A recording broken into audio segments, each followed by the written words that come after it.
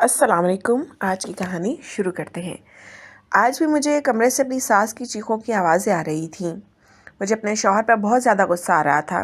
मेरी सास की दर्दनाक आवाज़ पूरे घर में गूंज रही थी। मैंने जल्दी से जाकर दरवाजे पर दस्तक दी और अपने शौहर को कहा वो अपनी माँ को छोड़ दो।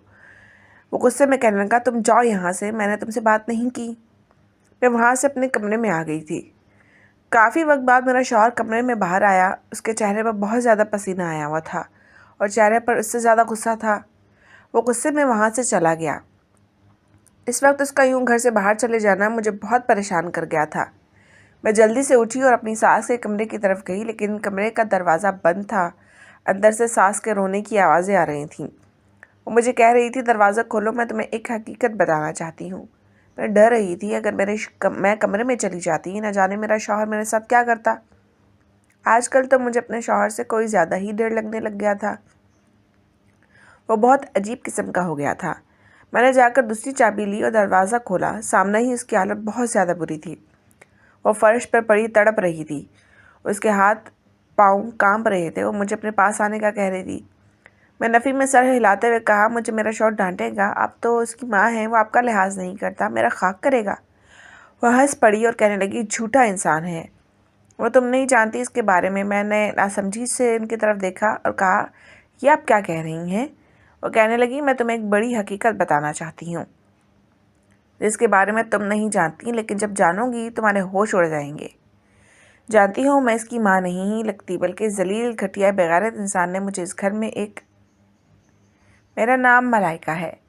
मेरी उम्र 25 साल है। मेरा ताल्लुक़ ऐसे ख़ानदान से था जहाँ लड़के को हर तरह की आज़ादी दी जाती थी, लेकिन लड़की को किसी किस्म की कोई आज़ादी नहीं होती थी। मेरे माँ बाप ने मुझे भी आज़ादी दे रखी थी क्योंकि मैं इकलौती थी। मेरा और कोई बहन भाई नहीं था और माँ बाप मुझसे बहुत मोहब्बत करते थे। मेरी आज़ादी पर अक्सर ख़ानदान वालों को बहुत ज़्यादा जलन होती थी। वक्त गुजरने लगा। पहले सबको कॉलेज जाने पर बहुत गुस्सा था, लेकिन फिर मेरे बाप ने मुझे यूनिवर्सिटी में दाखिला ले दिया। कभी उन्होंने मुझ पर किसी किस्म की पाबंदी नहीं लगाई थी। यूनिवर्सिटी में जब मेरा आखिरी साल था तो मुझे लड़के से मोहब्बत हो गई थी जो कि बहुत ज़्यादा हसीन था। उसे देखते ही गोया मैं इसकी दीवाने हो गई थी और वो भी मुझसे मोहब्बत करने लगा था। यूनिवर्सिटी के आखिरी दिन में हमें यूनिवर्सिटी कम जाती थी, इसके साथ घूमने फिरने ज़्यादा जाती थी। एक दिन यूं ही इसके साथ मैं शॉपिंग मॉल में चली गई, लेकिन वहाँ पर अचानक से मुझे अब्बा ने देख लिया, लेकिन उन्होंने मुझसे कोई बात नहीं की। मैं बहुत ज़्यादा डर रही थी, न जाने अब वो मेरे साथ क्या करेंगे। उस दिन जब मैं घर आई तो बहुत ज़्यादा खामोश थी। मुझे बहुत ज़्यादा डर लग रहा था। मैंने अम्मा से अब्बा के बारे में पूछा तो कहने लगी, क्या हो गया है? सुबह से तुम्हारे अब्बा आज काम पर भी नहीं गए हैं, बहुत ज़्यादा परेशान लग रहे हैं, तो जाने नहीं क्या हो गया है। अम्मा की बात सुनकर मैं और ज़्यादा परेशान हो गई थी। मुझे डर लग रहा था कि अभी मुझे अब्बा कमरे में बुलाएंगे और फिर न जाने मेरे साथ क्या होगा। मैं डरती हुई अपने कमरे में जाकर बैठ गई थी। सारे दिन में कमरे से बाहर नहीं निकली। रात के वक्त भी मैं कमरे में डरी हुई बैठी हुई थी। इतने में कमरे का दरवाज़ा खुला और अब्बा गुस्से में कमरे में दाखिल हुए। उनके चेहरे पर गुस्सा था। मैंने निगाहें झुका ली। वो मुझे कहने लगे, खाना नहीं खाया? दोपहर को भी नहीं खाया था, रात को भी खाने नहीं आई। मैंने इनकी तरफ देखते हुए पूछा कि आप मुझसे नाराज़ हैं क्या? वो कहने लगे, हाँ नाराज़ हूँ ना, तो बनता है ना। जब मुझसे बातें छुपाओगी, यूनिवर्सिटी जाने के नाम पर घूमने फिरने जाओगी तो मुझे गुस्सा तो आएगा। मैं तुम पर कितना भरोसा करता हूँ, और जब तुम मेरे भरोसे को खाक पे मिलाओगी तो मुझे गुस्सा नहीं आएगा क्या? वो सर्द लहजे में बोल रहे थे। मैंने एकदम से आंसू निकल आए। मैंने डरते हुए कहा, मैं नहीं जानती मुझे इससे कब मोहब्बत हो गई, मैं इससे शादी करना चाहती हूँ। मैंने निगाहें झुकाकर बोला। मुझसे कहने लगे, ये बात तो मुझे बहुत पहले ही बता सकती थी। मैंने आज तक तुम्हारी किसी ख्वाहिश को रद्द नहीं किया जो तुमने मुझसे ये बात छुपाई। अब जिस कदर गुस्से में बोल रहे थे, मुझे लग रहा था वो आप मेरे साथ क्या करेंगे। वो कहने लगे, मैं चाहता हूँ कि तुम्हारी इस लड़के के साथ शादी कर दूँ। मैं नहीं चाहता कि मेरी बेटी यूँ बाहर घूमे और लोग इसके बारे में बातें बनाएं। अब्बा की बात सुनकर मुझे बहुत अच्छा लग रहा था। वो मेरा कितना ख्याल रखते थे। मुझे तो लगा था वो डांटेंगे और शायद हाथ भी उठाएंगे, लेकिन ऐसा कुछ नहीं हुआ था। इसी वजह से मैं ख़ुद को बहुत ज़्यादा खुशकिस्मत समझती थी क्योंकि वो मेरे ख्याल और मेरी ख्वाहिश को पूरा करते थे। और ये बात गलत नहीं थी कि मैं किसी को पसंद करती थी, कोई गुनाह तो नहीं किया। मैंने मोहब्बत ही की थी। जब मैंने अगले दिन इस लड़के को जाकर बोला कि बाबा ने कल हमें साथ देख लिया था, वो चाहते हैं कि तुम रिश्ता भेजो और हमारी शादी हो जाए, तो बहुत ज़्यादा परेशान हो गया और कहने लगा अभी मैं रिश्ता नहीं भेज सकता, अभी तो मेरी पढ़ाई जारी है। तुम तो जानती हो ना कि मैं अभी कोई भी काम नहीं करता, ऐसे में शादी करना मेरे घर वाले नहीं मानेंगे।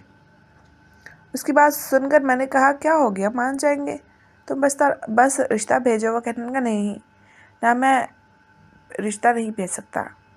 मुझे हैरानगी हो रही थी, पहले तो शादी की इतनी बातें करता था, अब जब मैंने रिश्ते की बात की थी तो वो ऐसे इनकार क्यों कर रहा था। मैंने गुस्से में इसकी तरफ देखा और कहा तो तुम मुझे धोखा दे रहे थे क्या, जो तुम रिश्ता नहीं भेज सकते हो। कहने लगा क्या हो गया यार, ऐसी बातें क्यों कर रही हो, मैंने आज तक ऐसा कुछ कहा है। ठीक है, अगर तुम कहती हो तो मैं रिश्ता भेज देता हूँ, लेकिन तुम्हें फिर इस चीज़ से नहीं मसला होना चाहिए कि मेरी ज़िंदगी कैसी है या फिर मैं नौकरी नहीं करता। तो तुम जानती हो कि मेरी पढ़ाई चल रही है और पढ़ाई के दौरान मैं नौकरी नहीं कर सकता और नौकरी मिलने पे भी टाइम लग जाता है। इसकी बात सुनकर मैंने कहा बस मुझे तुमसे शादी करनी है और मैं कुछ नहीं जानती। मैं नहीं चाहती कि तुम इस रिश्ते से इनकार कर रहे हो या फिर रिश्ता ना भेजो कल को अब मेरी कहीं और शादी कर दें मेरे अब्बा। मैं जानती हूँ अगर तुम रिश्ता नहीं भेजोगे तो अब्बा ने ज़रूर मेरी कहीं और शादी कर देनी है। वो कहने लगा ठीक है मैं भेजूँगा। अगले दिन ही इसने अपना रिश्ता भेज दिया। पहले तो अब मुझे मिलकर बहुत खुश हुए, लेकिन कुछ दिन बाद अब्बा अजीब तरह से बेजार हो गए। कहने लगे बेटा तुम पक्का इस लड़के से शादी करना चाहती हो। तो मैं इसके साथ शादी करने में कोई मसला तो नहीं है, तुमने इसके बारे में सब कुछ जानते हुए भी इसके साथ शादी करना चाहती हो। मैंने हैरत से पूछा मुझे उससे शादी करनी है, लेकिन ना जाने अब्बा इसके बारे में ऐसा क्या जानते थे जिसकी वजह से ऐसा कह रहे थे। लेकिन इस वक्त मुझे किसी चीज़ से कोई लेना देना नहीं था। मुझे बस अब बहुत ज़्यादा मोहब्बत हो गई थी और इसकी मोहब्बत में मैं पागल हो चुकी थी। ये भी भूल गई कि वो कैसा है, कौन है, कहाँ रहता है। मुझे बस इतना याद था कि मैं इससे मोहब्बत करती हूँ और इसे शादी करना चाहती हूँ। मैं इसे खोने से डरती थी। वक्त गुजरने लगा। आखिर वो दिन आ गया जब बड़ी मुश्किल से मेरी शादी हुई, लेकिन अब मुझे बहुत ज़्यादा परेशान लग रहे थे अब्बा। मैं भी आकर अपने ससुराल के उनके साथ एक साल मेरी सिर्फ सास ही मेरे ससुराल में थी और मैं दुल्हन बनी कमरे में बैठी हुई थी। अचानक से कमरे का दरवाज़ा खुला और मेरे शौहर चलता हुआ मेरे पास आया। अचानक से उसने मेरे पास बैठते हुए मैं आए दिन ये फरमाइशें ना करूं कि मुझे अपने माँ बाप के घर जाना है। मैंने हैरत से देखा वो पहले दिन ही मुझे इस बात से मना कर रहा था कि मैं अपने माँ बाप के घर नहीं जा सकती। मैंने उसे कहा ये आप क्या कह रहे हैं, आप जानते हैं मैं अपने माँ बाप से कितनी अटैच हूँ, उनके अलावा मेरा दुनिया में है ही कौन, तो फिर ऐसा मुमकिन नहीं कि मैं इनसे मिलने ना जाऊँ। उसने मेरे एकदम से हाथ झाड़ दिया और कहने लगा मैं बस जो कहूँगा तुम्हें वो करना होगा, तुम मेरी बीवी हो, मेरी जिम्मेदारी हो। उसकी बात सुनकर मैं खामोश हो गई थी। अगले दिन सुबह सुबह मैं उठी और बाहर आई तो किचन में मेरी सास नाश्ता बना रही थी। मैं अपनी सास को देख रही थी जो कि बहुत ज़्यादा हसीन लग रही थी और कहीं से मेरी सास नहीं लग रही थी। मैं इनसे बातें करने लगी, वहीं पर बैठी उनसे बातें पूछने लगी आपकी शादी जल्दी हो गई थी क्या। उन्होंने मेरी बात सुनकर इस बात में सर हिला दिया। मैंने इनकी तरफ देखकर मुस्कुरा दी जो कि नाश्ता बनाने में मसरूफ़ थी। मुझे देखकर वो कहने लगी तुम्हें अपना शौहर कैसे पसंद आया, मतलब तुमने इन्हें कहा कैसे पसंद किया। मैंने मुस्कुराते हुए बताया कि हम तो दोनों यूनिवर्सिटी में पढ़ते थे, आपको तो पता होगा, इससे बताया होगा। वो हंसने लग गई थी। मुझे इसकी हंसी देखकर थोड़ी सी हैरत हुई थी कि कहीं इन्हें अचानक क्या हो गया है। थोड़ी देर बाद मेरा शौहर आया और मुझे देखकर सास से बातें करते हुए कहने लगा कमरे में आओ। मैं नासमझी से इसकी तरफ देखने लगी। इसके ना जाने क्यों मेरे साथ इतना सख्त हो गया था। मैं कमरे में गई तो सामने बैठा हुआ था। मुझे कहने लगा मेरी अम्मा के साथ ज़्यादा फ्री ना होना, ठीक है, मेरी बात ये समझ लो तुम। मैंने अस्पात में सर हिला दिया। मैं हैरान थी कि सब मर्दों का यही दिल चाहता था कि इसकी माँ के साथ इसकी बीवी का बहुत अच्छा रवैया हो। उसके बाद वलीमे के फंक्शन के बाद इसका मूड कुछ ठीक हो गया था, लेकिन पहले वो बहुत ज़्यादा अजीब किस्म का मुझे लग रहा था। रात का वक्त था, हम कमरे में बैठे हुए थे। इतने दरवाजे पर दस्तक हुई। मेरी सास कमरे में दाखिल हुई। मेरे शौहर को देखकर कहने लगी मुझे तुमसे बात करनी है। वो खूनख्वार नज़र से अपनी माँ को घूर रहा था। मैंने कहा क्या हो गया है, आप ऐसे क्यों देख रहे हैं। उन्होंने आपसे बात करनी है, आप जाकर उनकी बात सुन लें। मेरा शौहर गुस्से में कहने लगा जो बात इसने करनी है मेरी बीवी के सामने ही बोले। मैंने अकेले में इसकी कोई बात नहीं सुननी। वो कमरे से बाहर चली गई थी और दरवाज़ा इतनी ज़ोर से बंद किया था कि मैं डर गई थी। थोड़ी देर बाद मेरे शौहर भी गुस्से में कमरे से बाहर चला गया। मुझे समझ नहीं आ रही थी आखिर मेरे शौहर इसकी माँ में इतनी नाराज़गी क्यों है। मुझे तब ऐसा लग रहा था शायद इसकी माँ ये नहीं चाहती थी कि मैं इनके बेटे से शादी करूं। इस वजह से वो अपने बेटे से नाराज़ नज़र आ रही थी। मैंने अपना मोबाइल उठा लिया और अपने शौहर का इंतज़ार करने लगी, ना जाने वो कब आता। अचानक से मुझे अपनी सास की चीख सुनाई दी। मैं डर गई और जल्दी से कमरे से बाहर गई और अपनी सास के कमरे की तरफ जैसे ही मैं कमरे के पास दाखिल हुई तो कमरे का दरवाज़ा बंद था। मेरी सास के चिल्लाने की आवाज़ आ रही थी। मैं बहुत ज़्यादा डर गई थी। आज से पहले तो मैंने कभी अपने शौहर को इतना ज़्यादा गुस्से में नहीं देखा था। कितने साल मैं इसके साथ पड़ी थी, लेकिन कभी वो इतने गुस्से में नहीं हुआ था। वो अपनी माँ पर गुस्सा कर रहा था, चिल्ला रहा था जाहिलों की तरह। मुझे तो गुस्सा आने लग गया था अपने शौहर पर। मैं तो उसे बहुत अच्छा और नेक समझती थी, लेकिन वो अपनी माँ पर ऐसे चिल्लाएगा मैंने कभी सोचा भी नहीं था। मैंने गुस्से में अपने शौहर को बुलाया और कहा, ये क्या है। एकदम से दरवाज़ा खोला और गुस्से में मेरा जबड़ा दबोच लिया और गुस्से में कहने लगा, तुम्हें किसने कहा था कमरे से बाहर निकल कर यहाँ पर दफ़ा हो जाओ। यहाँ से इतने गुस्से में बात की थी कि मैं सहम गई थी और जल्दी से अपने कमरे में आ गई। उसका ये रवैया मेरे लिए बिल्कुल नया था। मैं डरती क्या ना करती वहाँ से जल्दी से अपने कमरे में आ गई। कमरे में आते ही मैं अब्बा को कॉल मिलाने लगी। मैं चाहती थी जल्दी से अपने अब्बा को अपने शौहर का यह रूप बता दूं, लेकिन इसी वक्त मेरा शौहर कमरे में आया। एकदम से मेरे हाथ से मोबाइल पकड़ कर फर्श पर दे मारा। उससे मैं कहने लगा, क्या करने लगी थी। मैंने गुस्से में कहा, जिस तरह आप अपनी अम्मा से बात कर रहे थे, मैंने सोचा आप मेरे साथ कल को ऐसा नहीं करोगे।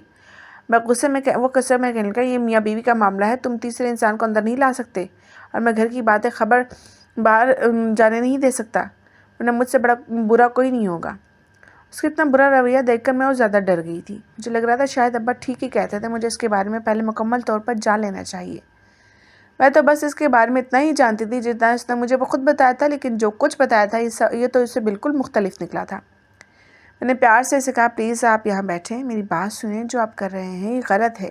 अपनी माँ पर हाथ उठाया, आप जानते कितनी बुरी बात है। गुस्से में कहने लगा, मुझे बताने की ज़रूरत नहीं है क्या ठीक है क्या गलत है, ना ही मैंने तुमसे मशवरा मांगा है, जाकर सो जाओ। वो ये कहकर कमरे से बाहर चला गया। मैं उठी अपनी सास के कमरे की तरफ गई, लेकिन कमरे का दरवाज़ा बंद था। मैं वापस अपने कमरे में आ गई। अगले दिन भी सारे दिन मेरी सास कमरे में बंद रही। वो कमरे से बाहर ना निकलने के लिए मैंने काफ़ी बार दस्तक करने लगी, मैं तुमसे कोई बात नहीं कर सकती, तुम जाओ यहाँ से, तुम मेरे बारे में कुछ भी नहीं जानती, ना ही अपने शौहर के बारे में जानती हो। मैं बार बार उन्हें कह रही थी, एक बार दरवाज़ा तो खोले, और फिर उन्होंने दरवाज़ा खोला। उनकी हालत देख मैं हैरान थी। इनके चेहरे पर मारने के निशान थे और ऐसे बुरे निशान थे, बेदर्दी से मारा था। मुझे यकीन नहीं हो रहा था कोई बेटा अपनी माँ पर इस कदर जुल्म कर सकता है। मैंने इन्हें वहीं सोफ़े पर बिठाया और उनके आंसू साफ करते हुए कहा, क्या हुआ है, उसने आपके साथ ऐसा क्यों किया है। वो कहने लगी, तुम नहीं जानती, बस जाओ यहाँ से, मुझे अकेला छोड़ दो, मुझे किसी से कोई बात नहीं करती। ये सब कुछ तुम्हारी वजह से ही हो रहा है, अगर तुम इसकी ज़िंदगी में ना आती तो वैसा ना होता। वो एकदम से गुस्से में बोलने लगी। इन्हें मुझ पर भी गुस्सा आ गया था। एकदम से उन्होंने मुझे धक्का दिया। तुम पहले ही मुझे शक था कि शायद इसकी माँ ये नहीं चाहती थी कि मेरी शादी इसके साथ हो, शायद इसी वजह से कोई झगड़ा हुआ होगा। मैं वापस अपने कमरे में आ गई थी। मैं अपने शौहर से पूछना चाहती थी कि अगर वो मुझे अपने साथ नहीं रखना चाहता या इनकी माँ को कोई मसला है तो मुझे अलग कर दे अपने से। मैं नहीं चाहती मेरी वजह से इनके दरमियान कोई झगड़ा हो। मैं अपने कमरे में आ गई। मुझे कोई बात समझ नहीं आ रही थी। अगली रात जब वो मेरे पास आकर बैठा तो आज इसका मूड पहले से कुछ बेहतर था। वो मेरा हाथ पकड़े कहने लगा, क्या हुआ है, मुझे तुम कुछ परेशान लग रही हो। मैंने एकदम से अपना हाथ छुड़ा लिया और कहा, अगर आप मुझे अपने साथ नहीं रखना चाहते तो मुझे अलग कर दें। मैं नहीं चाहती मेरी वजह से आपके घर में कोई आए दिन ही बेसुकूनी झगड़े हों। वो वजह कहने लगा, क्या हो गया है, तुम ऐसी बातें क्यों कर रही हो, मेरी माँ ने तुम्हें कुछ कहा है। मैंने नफ़ी में सर हिलाया और कहा, बस आप मुझे छोड़ दें। उसने इस तरह से मेरा हाथ पकड़ लिया, कहने लगा, पागल हो, क्यों पागलों वाली बातें करती हो, तुम जानती ही नहीं हो तुम्हारी ऐसी बातें मुझे कितना गुस्सा दिलाती हैं। मैं तुम्हें कभी चाहकर भी नहीं छोड़ सकता, अगर मैंने छोड़ना होता तो इतना जलील न होता। मैंने हैरत से इसकी तरफ देखा और कहा, क्यों, मेरी वजह से आप इतना जलील क्यों हुए। और उसने एकदम से नफ़ी में सर हिलाया और कहने लगा, कुछ नहीं, मैं कोई फजूल बात नहीं करना चाहता, आज मैंने सोचा है हम बाहर डिनर करेंगे। उसकी बात सुनकर मैंने इस बात में सर हिलाया। थोड़ी देर बाद इसके कहने पर मैं तैयार होकर नीचे आ गई। मेरा गाड़ी में इंतज़ार कर रहा था। गाड़ी में बैठते ही अचानक से इसके मोबाइल पर मैसेज आया। मैं अच्छी तरह देख सकती थी कि इसका मैसेज है, इसकी माँ का मैसेज था, लेकिन इसने अपनी माँ का नंबर नाम से क्यों सेव किया था, नंबर पर अम्मा तक नहीं लिखा हुआ था। मैं हैरत से इसके तरफ देखने लगी। वो मैसेज पढ़ते ही इसके लबों पर अजीब सी मुस्कुराहट फैल गई थी। मुझे समझ नहीं आ रही थी इंसान पागल था या इसकी माँ पागल थी या दोनों मुझे पागल बना रहे थे। वो कहने लगा हम डिनर पे नहीं जा रहे, चलो। थोड़ा मुझे इस पर गुस्सा आ गया। मैंने कहा ये क्या बदतमीज़ी हुई, पहले आपने मुझे कहा फिर कहा नहीं जाना, मैंने तो मजाक से कह दिया था। वो एकदम से खूनख्वार नज़र से मुझे घूरने लगा। कहने लगा अपने शौहर से ऐसे बात करने की तमीज़ नहीं सिखाई माँ बाप ने। पहली बार मुझसे इस कदर गुस्से में बात करा था। मैं खामोशी से उठकर अपने कमरे में वापस आ गई। मुझे भूख तक नहीं थी, ना ही मैं कोई खाना खाना चाहती थी। मेरा शौहर कमरे में भी नहीं आया था। मैं न जाने कहाँ गया था। सुबह जब मैं उठी तो मेरी सास ने मुझे बताया कि वो काम पर चला गया है, लेकिन आज मैं एहसास हुआ कि मुझ कुछ बेहतर था। मैंने इससे पूछा कि क्या हुआ है, आज तो आप बहुत ज़्यादा खुश लग रही हैं। मेरी बात सुनकर वो तंज़िया अंदाज में कहने लगी, क्यों मेरी खुशी तुमसे हजम नहीं हो रही? सब कुछ तो मुझसे छीन चुकी है, मुझे बर्बाद कर चुकी है, अब मेरी हंसी भी छीनना चाहती हो? क्या मुझे खुश नहीं देख सकती? मैंने हैरत से इनकी तरफ देखा और कहा, क्या कह रही हैं आप? मैंने आपके बेटे से शादी किया, इसके अलावा मैंने आपसे कुछ नहीं छीना, नहीं आपके बेटे को छीना। आपका बेटा तो है ना ऐसा ही। मुझे उनकी बातें सुनकर गुस्सा आ गया था, जिसकी वजह से मैं भी गुस्से में इन्हें बहुत कुछ सुना गई। वापस अपने कमरे में आ गई थी, लेकिन जब रात को मेरा शौहर आया तो वो बहुत ज़्यादा गुस्से में था। शायद वो पहले अपनी माँ के कमरे में गया था, उसके बाद मेरे कमरे में आया था, जिसकी वजह से वो इतना गुस्से में था। मुझे कहना लगा, तुमने इन्हें क्या कहा है? मैंने कहा, वो पहले मुझे गुस्से में बोल रही थी कि इसके बाद मैंने भी बोल दिया। वो कहने लगा, तुम्हारी हिम्मत कैसी हुई? तुम जानती हो तुमने कितनी बड़ी गलती की है, तुमने इन्हें बदतमीज़ी करके। मैंने गुस्से में चिल्लाते हुए कहा, जब वो तुम उन पर हाथ उठाते हो तुम्हें ये मालूम नहीं होता कि बड़ी हैं ये छोटी हैं? वो तुम्हें ज़रा इनका एहसास नहीं है? मैंने गुस्से में अपने शौहर को कहा तो वो मुझे देखते कहने लगा, बहुत ज़्यादा ज़बान चलने लगी है ना तुम्हारी। इसे एकदम से गुस्से में मेरा जबड़ा दबोच लिया। मैंने इसे पीछे धक्का दिया और कहा, क्या समझते हो तुम खुद को? कुछ भी कहोगे मैं सुनती रहूँगी। तुमने मेरे साथ रहना या नहीं? वो गुस्से में से धक्का देते हुए कमरे से बाहर निकली। वो गुस्से में कहने लगा, एक कदम भी बाहर मत निकालना, तुम मुझे रोक नहीं सकते। ये कह के मैं वहाँ से निकली और बाहर की तरफ जाने लगी। मुझे घर में देखकर अम्मा अब्बा बहुत ज़्यादा हैरान हो गए। कहने लगे, तुम रात के समय यहाँ क्या कर रही हो? मैंने डरते हुए अब्बा को सब कुछ बता दिया। कहने लगे, मैं तो पहले ही कहता था, लेकिन तुमने अपनी मर्ज़ी से शादी की है। अब तुम्हारी वजह से बहुत पहले ही ज़्यादा बातें सुन चुके हैं। पर हम नहीं चाहते कि तुम तलाक लेकर घर आ जाओ। इस वजह से तुम्हें उसके साथ ही रहना होगा। अम्मा अब्बा इस कदर जल जाएंगे, मैंने सोचा भी नहीं था। शायद उन्होंने मेरी वजह से बहुत कुछ बर्दाश्त किया था। अब इन्हें मुझसे नफ़रत हो गई थी। मैं परेशानी के आलम में बैठी हुई थी। मुझे कुछ समझ नहीं आ रहा था। मैं कमरे में आ गई और वहाँ पर बैठ के बुरी तरह से रोने लगी। मैंने सोचा भी नहीं था जिस शख्स से मैं अपनी इज़्ज़त पसंद की शादी करूँगी, जब मुझे इतनी इज़्ज़त से ब्याह कर लेकर जाएगा, वो मेरे साथ इस कदर बदल जाएगा। मुझे तो कभी कभी बहुत अजीब लगता था कि इसकी अम्मा के साथ रवैया, मैंने आज तक किसी बेटे को अपनी माँ के साथ इतना बुरा रवैया नहीं देखा था। कभी कभी इसका रवैया अपनी माँ के साथ इतना बुरा हो जाता, कभी इतना अच्छा हो जाता। मैं तो कुछ भी समझ नहीं पा रही थी। मुझे ये बात भी मालूम नहीं होती थी कि वो अपनी अम्मा के साथ इतना ज़्यादा बुरा कर रहा था। क्यों? इसकी माँ को उल्टा मुझ पर गुस्सा आता था। मेरी वजह से ये वैसे अपनी माँ के साथ करता था, लेकिन इसकी क्या वजह थी? मैं ही क्यों वजह थी? ये सब सोच कर मुझे लग रहा था मैंने पागल हो जाना है। अगले दिन मेरा शौहर मुझे लेने आया तो मेरी अम्मा अब्बा ने मुझे इसके साथ भेज दिया। मैं जाना नहीं चाहती थी। वही तो एक था जिसकी वजह से मैं इतना टूट कर चाहा था मैंने। अब मैं उसे किनारा कशी नहीं कर सकती थी। अगले दिन मैं चली गई। मेरे साथ मेरा मूड ऑफ था। मैं जैसे ही घर में दाखिल हुई तो उन्होंने मेरे पाँव में गिरकर माफ़ी मांगी। कहने लगी, मेरी कोई बात बुरी लगी है तो मुझे माफ़ कर दो। आज के बाद यूँ अपने शौहर को छोड़ कर मत जाना। अगर जाने भी लगी तो एक बार मेरा ख्याल कर लेना। मैं ना समझी मैं इसकी तरफ देख कर रही थी। कहने लगी, ये क्या कर रही हैं? उठे, मैंने उठाया। मेरा शौहर इसे घूरे जा रहा था। मुझे तुम्हारे शौहर ने पागल करके रख दिया था कि कभी मेरे साथ इसका रवैया इतना बुरा हो जाता था, कभी इसके साथ अच्छा हो जाता था। मैं अपने कमरे में आ गई। मैंने इस गुस्से में क्या कर, आज के बाद तुम्हारी माँ ने मुझसे कोई बात की तो देख लेना, मैं कभी वापस नहीं आऊँगी, छोड़कर इतना दूर चली जाऊँगी। वो मेरे हाथ पकड़े कहने लगा, तुम्हारे बिना मैं ज़िंदगी का तस्वर भी नहीं कर सकता। उसकी वजह से कभी मुझे छोड़कर ना जाने की बात मत करना।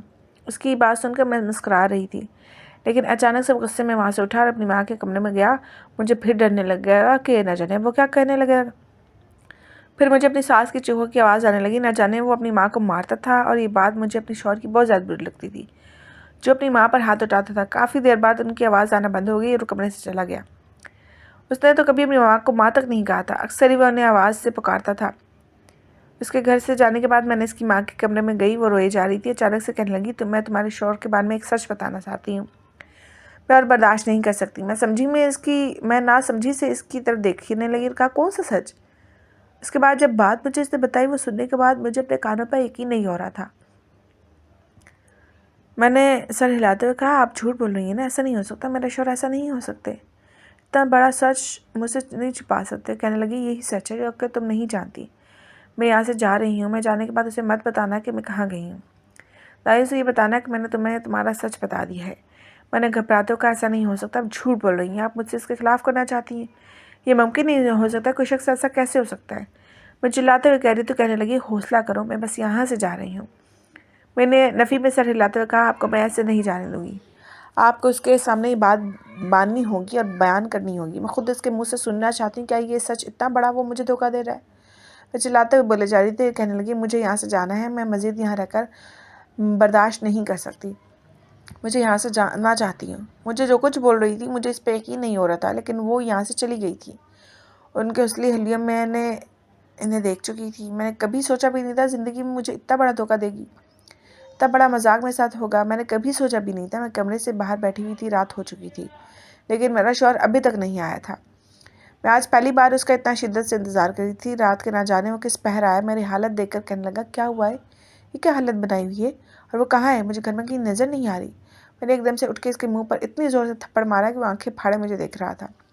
कहने लगा, क्या हो गया, पागल हुई क्या। मैंने एकदम से इसके गिरमा में पकड़ लिया, चिल्लाते हुए कहा, तुमने मेरे साथ ऐसा क्यों किया, इतना बड़ा झूठ तुमने बोला, मुझे सब कुछ सच बता कर गई है। मैंने कभी सोचा भी नहीं था कि तुम मेरे साथ ऐसा करोगे। मुझे अभी के अभी तुमसे तलाक चाहिए, मैं तुम्हारे साथ रहना भी नहीं चाहती। और मुझे कंधे से पकड़ लिया और बस कहने लगा, क्या कह रही हो, ऐसा क्या हो गया, तुम ऐसे क्यों बोल रही हो, क्या सच बता कर गई है, मुझे भी तो बताओ। इसके चेहरे के रंग एकदम से बदलने लग गए थे। उसे मालूम था कि मैं सच जान चुकी हूँ, इसके बावजूद भी वो मुझसे पूछ रहा था कि मैं क्या जानती हूँ। मैंने उसे सब कुछ बता दिया। मैंने चिल्लाते हुए कहा, वो जिसे तुम अपनी माँ कहकर बुलाते थे वो तुम्हारी माँ नहीं बल्कि बीवी थी।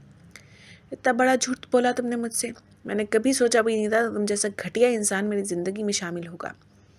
तभी तो मैं कहूँ, इतना जुल्म इस पर क्यों करते हो। मैं चिल्लाते हुए इनसे पूछ रही थी और मेरे चेहरे की तरफ देखे जा रहा था। मैंने कहा, मुझे अभी के अभी तलाक चाहिए, मैंने आपके साथ नहीं रहना चाहती। जिससे ये बात मालूम नहीं कि बीवी का रिश्ता क्या होता है, माँ का रिश्ता क्या होता है। खाक मुझे आप इज़्ज़त देंगे, पहले वाली बीवी का तो कभी इज़्ज़त नहीं दी, मुझसे शादी करने के लिए इतना बड़ा झूठ बोलो। उसे कभी खुश नहीं रखा। मुझे वो औरत, आपकी माँ बाप ने इसके साथ आपकी शादी की थी और आपको वो कबूल नहीं थी, तो मैं क्यों आपको कबूल हूँगी।